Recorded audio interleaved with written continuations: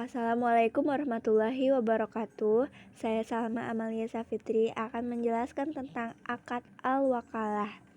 Menurut Malikiyah, wakalah artinya seseorang menggantikan atau menempati tempat yang lain dalam hak atau kewajiban dia yang mengelola pada posisi itu.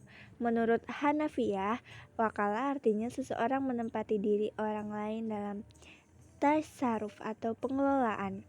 Menurut ulama Syafi'iyah, wakalah artinya suatu ibarat seseorang menyerahkan suatu kepada yang lain untuk dikerjakan ketika hidupnya.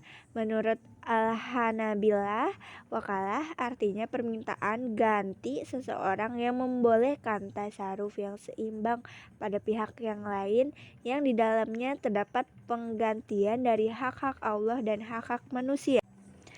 Dasar hukum akad wakalah ada dalam firman Allah Quran Surat Al-Kahfi ayat 19 yang artinya kami membangunkan mereka dari tidur agar saling bertanya di antara mereka. Salah satu dari mereka bertanya, "Berapa lama kita berada di sini?" Mereka menjawab, "Kita berada di sini sehari atau setengah hari." Kemudian orang lain berkata, "Tuhanmu lebih mengetahui berapa lama kita berada di sini.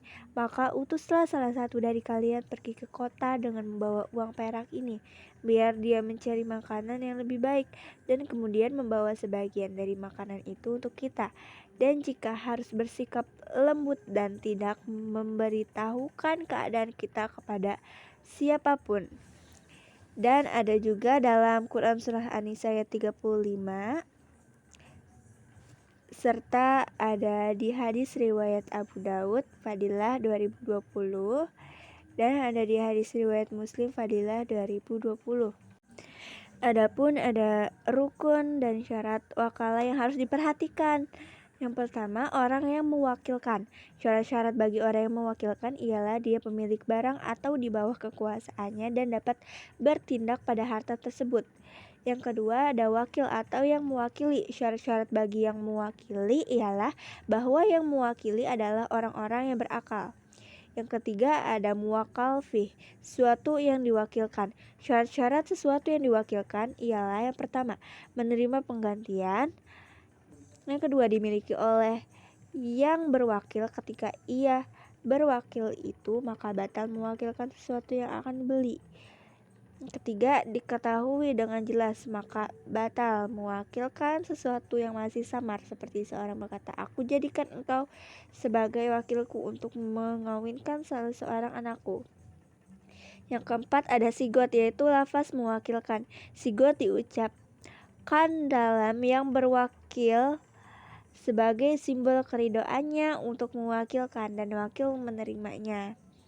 Akad wakalah dapat berakhir apabila terjadi yang pertama, syarat sah akad adalah orang yang berakad harus masih hidup. Jika salah satu dari yang berakad meninggal dunia, akad tersebut tidak sah. Yang kedua, jika salah satu dari yang berakad mengalami gila, syarat sah akad yang mengharuskan orang yang berakad memiliki akal tidak terpenuhi. Yang ketiga, pekerjaan yang dimaksud dihentikan karena jika sudah berhenti dalam situasi seperti ini, wakalah tidak berfungsi lagi. Yang keempat, menurut pendapat Syafi'i dan Hambali, pemutusan hubungan wakalah oleh pihak yang memberikan kuasa atau mewakilkan terhadap wakil yang bisa dilakukan meskipun wakil belum mengetahui pemutusan tersebut. Yang kelima, menurut mazhab Hanafi, wakil memiliki kewenangan untuk memutuskan sendiri tanpa harus memberitahu pemberi kuasa atau kehadirannya. Akad wakalah Akad tentang wakalah ada dalam Fatwa DSN MUI nomor 10, ada nomor 34, nomor 35, nomor 52. Contoh dari akad wakalah itu ada dalam perbankan syariah di jasa transfer.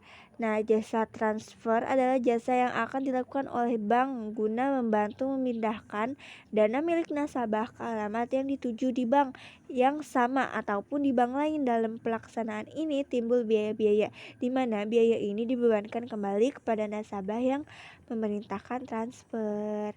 Begitupun Kurang lebihnya mohon dimaafkan. Bila ada kesalahan mohon dikoreksi. Wassalamualaikum warahmatullahi wabarakatuh.